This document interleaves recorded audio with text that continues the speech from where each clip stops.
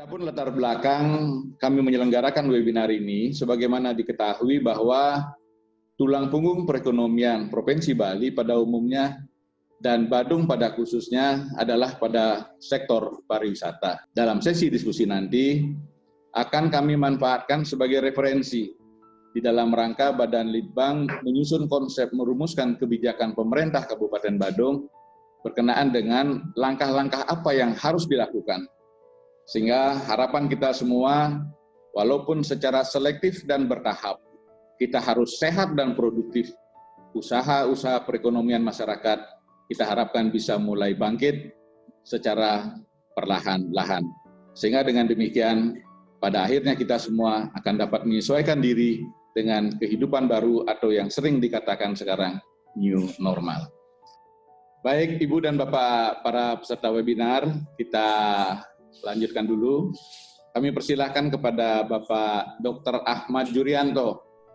Saya kira beliau ini tidak asing karena setiap saat wajah beliau muncul di televisi, mungkin tidak hanya di Indonesia, bahkan di dunia selaku juru bicara pemerintah dalam gugus tugas penanganan COVID. Kami persilahkan Pak Ahmad Jurianto, Dirjen Pencegahan dan Pengendalian Penyakit Kementerian Kesehatan Republik Indonesia. Silakan Pak. Terima kasih Pak Wayan. Bismillahirrahmanirrahim. Assalamualaikum warahmatullahi wabarakatuh. Ibu Bapak sekalian, terima kasih dan kami bangga bisa diundang pada acara yang sangat bagus ini untuk kita bisa saling merapatkan barisan dalam rangka menanggulangi COVID-19. Sekali lagi terima kasih untuk panitia. Dalam waktu yang singkat ini saya sampaikan gambaran yang cukup umum dulu terkait dengan COVID-19 ini supaya kita juga bisa menjadi bagian dari sistem yang kita bangun untuk menanggulanginya. Mohon mungkin bisa dimunculkan slide saya.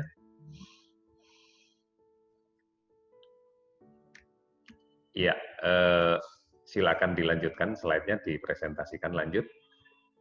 Ibu Bapak sekalian, inilah yang kemudian harus kita pahami, bahwa masalah COVID-19 ini masalah global, masalah dunia, karena ini kita sebut sebagai pandemi. Artinya tidak mungkin satu negara bisa melepaskan diri dan terlepas dari sebuah sistem yang besar dari negara-negara yang ada di dunia di dalam kaitan dengan upaya untuk penanggulangan COVID. Gambaran kita dari hari ke hari menunjukkan bahwa semakin lama kasus ini semakin melebar di seluruh wilayah tanah air, kemudian kasusnya juga semakin bertambah, meskipun kita tidak harus melihat pada angka kumulatifnya, tetapi kejadian hari per hari kasusnya masih terus bertambah. Artinya ini gambaran bahwa sesungguhnya proses penularan itu masih tetap berjalan. Dimaknai masih ada orang yang berpotensi menularkan berada di tengah masyarakat, dan ada masyarakat yang rentan tertular yang tidak menyadari bahwa dirinya akan mudah untuk ketularan penyakit ini. Ini yang paling penting untuk kita pahami. Nah, sementara kalau kita lihat posisi strategis Bali, tentunya harus siap untuk menerima siapapun dari manapun, bahkan mungkin untuk tujuan apapun. Karena satu yang harus kita pahami bahwa faktor pembawa penyakit ini adalah manusia. Kalau kita mengenal malaria, faktor pembawanya adalah nyamuk. Kalau kita mengenal pes, faktor pembawanya tikus. Tapi kalau COVID ini pembawanya adalah manusia. Oleh karena itu mobilisasi manusia, mobilitas manusia di dalam melaksanakan fungsi-fungsi sosialnya akan menjadi penyerta atau menjadi pembawa bagi menyebarnya virus ini.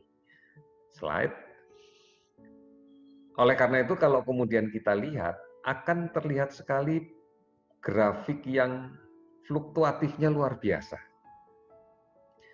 Karena ada karakteristik yang berbeda dari seluruh Sabang sampai Merauke ini dari aktivitas sosial masyarakatnya. Kita melihat bahwa alasan aktivitas sosial ini tentunya yang pertama adalah faktor ekonomi mungkin, kemudian banyak juga di dalam saat-saat yang terakhir, kebetulan Idul Fitri adalah faktor-faktor non-ekonomi tentunya, faktor budaya, faktor sosial yang lainnya. Nah inilah yang harus kita sadari sehingga kemudian kita akan tahu bahwa ini akan mempengaruhi transmisi penyakit dari satu orang ke orang yang lain karena faktor pembawanya adalah manusia. Oleh karena itu maka kita harus mulai berpikir, bagaimana sekarang kita harus tetap produktif, tetapi aman dari COVID-19. Ini dua hal yang kemudian harus menjadi basis berpikir kita, bahwa kita tidak akan terlena dengan kondisi ini terus-menerus. Apapun yang terjadi, kita bahkan seluruh dunia akan berpikir sama untuk bangkit kembali dalam konteks produktif, tetapi aman terhadap COVID-19. Nah, inilah yang menjadi dasar sehingga nanti kebijakan apapun yang akan kita lakukan dalam rangka produktif adalah betul-betul didasari oleh aman, oleh perilaku aman terhadap COVID-19. Slide. Nah, kalau kemudian kita lihat manakala kita tidak mengendalikan faktor perilaku sebagai faktor utama dalam pengendalian pembawa virus, yaitu manusianya, maka kita akan bisa melihat ada 3 gambaran grafik. Kalau kemudian kita biarkan saja terjadi, maka akan terlihat grafiknya begitu tegak. Bukan hanya berbicara jumlah yang sakit, tentunya angka kematian juga mengikuti. Dan tentunya pembiayaan juga mengikuti. Dan tentunya dampaknya juga mengikuti. Namun apabila kemudian kita mencoba untuk melakukan upaya-upaya yang lebih baik lagi, artinya medium case pada waktu kita melaksanakan pengawasan dan sebagainya, namun tanpa sanksi, tanpa memberdayakan masyarakat dan sebagainya, mungkin grafiknya juga akan bisa lebih memanjang lagi. Nah, apabila kita mulai disiplin ketat, kita merasakan bahwa ini adalah penyakit yang harus dihadapi oleh masyarakat, maka semua masyarakat mulai melakukan upaya untuk bertindak aman, mengamankan dirinya sendiri agar tidak tertular, dan nanti kalau diakumulasikan dalam seluruhan komunitas, maka kita akan bisa melakukan pendekatan yang optimis. Kita berada pada posisi ini, kita optimis bahwa kita bisa melakukannya. Lanjut. Ya, pada prinsipnya ada 3 faktor yang harus kita lakukan di dalam strategi penanganan ini, yaitu bagaimana mendetek, bagaimana mencegah, dan bagaimana merespon. Inilah gambaran bahwa sebenarnya peran mencegah ini menjadi peran yang paling dominan. Kita tahu beberapa pandemi yang terjadi di masa lalu, itu pun juga bisa ditangani, bisa diatasi karena kemudian tidak ada lagi proses transmisi, tidak ada lagi penularan. Sehingga lama-lama virus itu pun juga akan banyak berkurang, akan menghilang. Oleh karena itu kuncinya adalah mencegah. Jadi melakukan kegiatan prevensi ini menjadi sebuah budaya baru. Inilah yang kemudian kita menginginkan bahwa di dalam normal yang baru, new normal, itu adalah normal di dalam kerangka pencegahan. Oleh karena itu, maka masyarakat dengan perilakunya harus kita dorong menuju ke norma pencegahannya. Lanjut. Ibu Bapak sekalian, ini salah satu upaya kalau kemudian bahwa upaya protokol kesehatan perorangan dengan kemudian mencuci tangan, memakai masker, tidak keluar rumah jika tidak perlu, menghindari kerumunan, itu adalah upaya melindungi masing-masing. Maka di dalam komitmen yang lebih besar, maka upaya ini dimasukkan di dalam pembatasan sosial berskala besar. Artinya sebenarnya pada sisi ini menempatkan masyarakat sebagai subjek dan objek dari upaya pencegahan. Artinya bukan berarti bahwa yang daerah tidak melaksanakan PSBB, bukan berarti daerah yang kemudian tidak perlu melakukan upaya prevensi, tetap harus melakukan upaya prevensi. Tentang pembatasan sosial berskala besar ini hanyalah komitmen daerah yang kemudian disetujui oleh pusat untuk melakukan itu. Secara regulasi. Namun apabila kemudian kemampuan untuk mencegah ini sudah muncul di masyarakat sendiri, tidak harus mereka melakukan PSBB karena bisa mengendalikannya. Next slide. Ya, pada prinsipnya ada faktor kegiatan-kegiatan sosial yang harus kita batasi dalam rangka untuk memutus rantai. Tadi di awal sudah kami sampaikan bahwa faktor pembawa penyakitnya adalah orang. Oleh karena itu, kemungkinan untuk terjadinya penularan akibat kontak dekat, akibat tidak tertanamnya budaya mencuci tangan dengan baik, akibat tetap berkerumun dan sebagainya, maka kita harus melihat pada sisi-sisi kegiatan yang harus kemudian kita batasi. Kita bisa melihat bahwa sekolah, kemudian kegiatan keagamaan yang kemudian berpotensi untuk menimbulkan kerapatan atau kepadatan dari orang, kemudian di fasilitas umum, kemudian kegiatan sosial budaya yang lainnya, moda transportasi, tahanan keamanan, inilah yang kemudian menjadi alur bagi kita untuk membatasi. Sudah barang tentu pada saat mulai terkendali, maka pada alur ini pula lah kemudian kita mulai melakukan pelonggaran. Pelan-pelan, jadi dibatasi dan kemudian dilonggarkan. Tentunya basisnya adalah data terkait dengan catatan epidemiologi penyakit di wilayah itu. Karena inilah parameter objektifnya untuk menentukan bagaimana efektivitas dari pengendalian penyakit ini. Apabila kemudian tidak signifikan terjadi penambahan kasus, tidak signifikan terjadi sebaran yang lebih luas, kemudian juga tidak signifikan local transmission, maka kita akan menurunkan pelan. Pada level yang lebih bebas, yang lebih kita relaksasi, evaluasi lagi. Demikian seterusnya ke bawah. Beberapa negara telah melakukan ini dan beberapa negara ada yang berhasil, namun ada juga pembelajaran yang tidak berhasil. Sebagai contoh yang kita sama-sama bisa melihat di beberapa media, bahwa di Selandia Baru beberapa fasilitas perbelanjaan dibuka, tetapi tetap menutup fasilitas untuk food court. Kalaupun makanan dijual itu harus take away. Karena kita tahu food court pasti akan dalam ruang yang sempit, meja yang kecil, dan kemudian kontak intens terjadi. Oleh karena itu, ini belum dibuka dulu. Tentunya dengan evaluasi kalau nanti sudah mulai tenang, mulai dibuka dengan pembatasan jumlah tempat duduk misalnya, dan seterusnya menuju ke normal. Tapi kita lihat juga beberapa berita di media, setelah kemudian fasilitas dibuka, kasus di barbershop, satu orang tukang cukur yang ternyata positif, menulari 19 pelanggan lainnya. Nah, artinya inilah hal-hal yang masih harus kita jadikan indikator objektif untuk merumuskan kebijakannya. Lanjut. Oleh karena itu, ini yang kemudian kami sampaikan tadi harus kemudian kita pulihkan lagi untuk menjadi produktif lagi, tetapi harus dengan prinsip-prinsip yang baru. Inilah yang kemudian kita sebut dengan normal yang baru. Kita ingin normal, tetapi tidak bisa normal dengan cara yang lama. Sudah barang tentu menjaga jarak, pola hidup bersih sehat, dan sebagainya itu menjadi satu indikator, kemudian gunakan masker, kemudian imunitas tubuh juga dijaga, kemudian kurangilah resiko komorbid pada beberapa orang yang memang memiliki hal itu. Nah, inilah yang kemudian harus diimplementasikan. Bagaimana prinsip ini diimplementasikan di bidang pendidikan misalnya? Bagaimana diimplementasikan di bidang keagamaan? Bagaimana diimplementasikan di fasilitas umum? Bagaimana diimplementasikan di bidang sosial budaya? Termasuk hotel dan sebagainya. Inilah yang kemudian harus diimprove oleh masing-masing. Sehingga tidak bisa kemudian ada protokol detail yang bersifat general.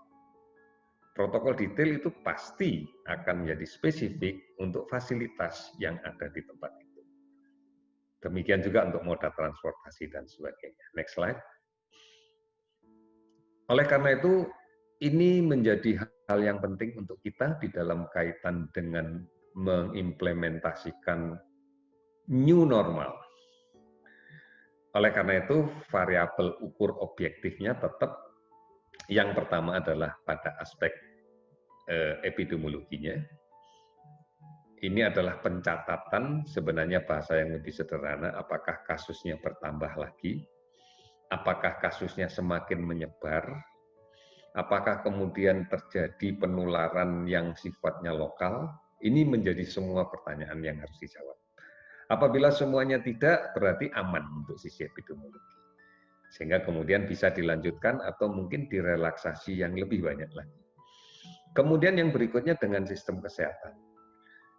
Apabila kemudian kasus epidemiologinya naik, apakah sistem kita masih mampu membantu, meresponnya, fasilitas dan sebagainya. Kemudian surveillance kesehatan tentunya ini adalah dalam rangka untuk melakukan identifikasi bukan hanya kemungkinan kontak, tetapi juga kesiapan upaya pencegahan. Apakah betul sudah disiapkan fasilitas untuk cuci tangan yang memenuhi syarat misalnya? Apakah sudah betul bahwa ada physical distancing yang diterapkan? Apakah betul kemudian sirkulasi udara dan sebagainya menjadi sesuatu yang penting, sudah disiapkan dengan diantisipasi dengan baik. Ini yang harus kita lakukan terus-menerus. Dapat dikatakan bahwa kalau mungkin ini kita kembali menganalogikan dengan sekolah, ini bukan ujian akhir semester, ini ujian harian. Artinya day by day kita harus menilai ini. Tidak ditunggu setelah sekian bulan baru dinilai, sekian bulan harus baru dinilai, tidak. Tapi tiap hari. Sehingga kemudian bagaimana relaksasi itu bisa menjadi fleksibel mengikuti data objektif yang kita dapatkan di satu tempat, di satu objek itu. Ini yang menjadi penting. Lanjut. Ya, Ibu Bapak sekalian, bahwa tentunya perlu dilakukan pedoman, dibuatkan pedoman, dibuatkan protokol. Oleh karena itu sangat spesifik untuk daerah. Tidak mungkin dibuat secara nasional tentang bagaimana kearifan lokal dalam berkomunikasi kepada publik. Tentang kesehatan itu pun juga akan tergantung pada kapasitas masing-masing daerah. Tentang area transportasi, ini akan spesifik untuk masing-masing wilayah. Pendidikan pun juga demikian. Kemudian di dalam lingkup pemerintahan sendiri akan menjadi spesifik. Karena kan tentunya kalau sudah akan berbicara tentang protokol pencegahan penularan di tempat umum, tentunya pada area publik masing-masing daerah nggak sama. Pada transportasi masing-masing nggak sama. Di pasar pun juga nggak sama. Kemudian kegiatan mass gathering itu juga nggak sama, restoran nggak sama. Inilah yang kemudian kita harapkan bahwa kalau kita misalnya memproyeksikan salah satunya misalnya di hotel, maka hotel harus memiliki protokol-protokol tentang ini di hotel dia.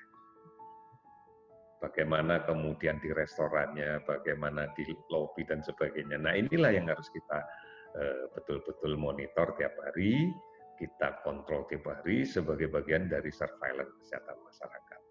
Next slide.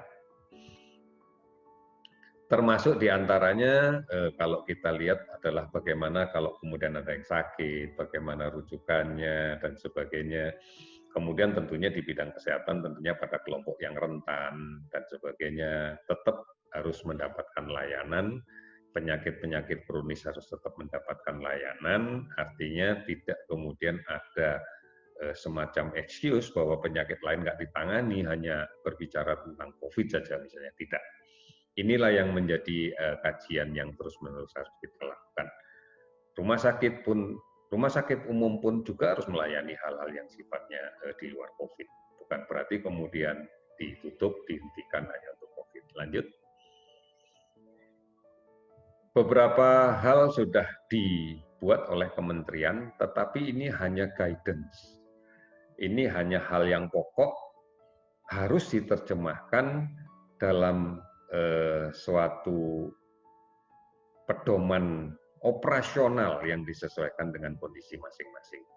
Baik terkait dengan pencegahan penularan COVID bagi aparat yang melaksanakan tugas pengamanan dan penertiban, kemudian protokol pencegahan penularan di tempat kerja di sektor jasa, perdagangan, area publik dan sebagainya. Ini menjadi sesuatu yang penting. Nah, inilah yang kemudian nanti tentunya akan diterjemahkan dalam bentuk pengumuman, dalam bentuk leaflet, dalam bentuk apa bagi unit itu sendiri. Ini yang menjadi penting yang harus kita pahami. Next slide. Ya, lanjut. Ibu Bapak sekalian, mungkin saya hanya sedikit menambahkan tentang konsep kekebalan yang kita sebut herd immunity. Tentunya ini hanya dalam perspektif pengetahuan saja. Selama ini istilah herd immunity itu digunakan untuk penyakit-penyakit menular yang dapat dicegah dengan imunisasi. Artinya bahwa herd immunity ini sebenarnya sesuatu yang kita lakukan untuk imunitas yang bisa dibentuk oleh imunisasi, oleh vaksin. Seperti sekarang mungkin polio kebetulan sudah bebas kita, kemudian campak. Tidak perlu 100%, tetapi kalau sudah 96% kita berikan kekebalan melalui vaksin, maka yang 4% pun tidak terlalu kita khawatirkan untuk terkena. Ini tidak kita gunakan herd immunity untuk COVID. Karena dampaknya luar biasa, beberapa negara yang mencoba dengan metode ini banyak sekali harus mengalami kerugian, kesakitan yang tinggi, kasus meninggal yang banyak, dan sebagainya. Yang kita lakukan adalah mencegah, bukan membiarkan orang menjadi sakit supaya kebal. Karena dapat dikatakan secara lebih lurus, herd immunity ini kan membiarkan orang sakit dengan dua pilihan. Kalau sembuh Anda kebal, kalau Anda tidak sembuh ya meninggal, gitu aja. Ini tidak digunakan dan tidak sekali lagi tidak digunakan oleh pemerintah di dalam kaitan menghadapi COVID-19. Namun seringkali ini muncul di dalam media bertanya tentang herd immunity. Ini bukan opsi yang kita gunakan dan kita tidak menggunakan ini. Herd immunity hanya digunakan untuk penyakit-penyakit infeksi yang dapat dicegah dengan imunisasi dan sudah menjadi bagian dari program. Oleh karena itu kita tidak melakukan ini. Mudah-mudahan ini bisa kita pahami dan ini bukan bagian dari normal yang baru. Ini bukan bagian dari normal, tapi kami sampaikan dalam rangka untuk menambah pengetahuan saja. Lanjut. Mungkin yang bagian akhir ini yang paling penting untuk kita pahami bersama. Tadi secara sepintas sudah saya katakan. Segmen yang menjadi peran kita bersama adalah bagaimana mencegah. Bagaimana mencegah ini harus sampai dengan tingkat yang paling mendasar, bahwa masyarakat adalah objek dan subjek dan objek bagaimana mencegah. Oleh karena itu bukan peraturan pemerintah yang digunakan untuk mencegah, tetapi memang komitmen masyarakatnya sendiri yang cukup kuat untuk mencegahnya. Bukan kemudian menjalani pola hidup normal yang baru karena diperintah. Tetapi karena memang menyadari bahwa inilah pentingnya. Kami melihat bahwa kekuatan yang besar di Bali adalah justru peran tokoh. Tokoh-tokoh non-formal memiliki peran yang paling besar. Sehingga tidak kemudian bahwa paradigma baru untuk hidup normal yang baru itu muncul karena diperintah.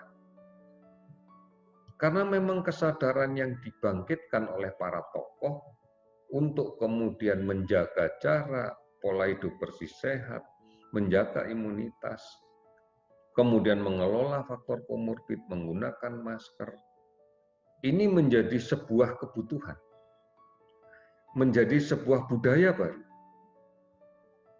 Karena dengan cara seperti inilah maka ini akan menjadi kunci dalam keberhasilan untuk menghentikan penularan COVID-19. Sepanjang masyarakat sudah bisa memiliki peran yang nyata, yang dominan, maka saya yakin kita bisa mengatasinya. Mungkin ini yang bisa kami sampaikan.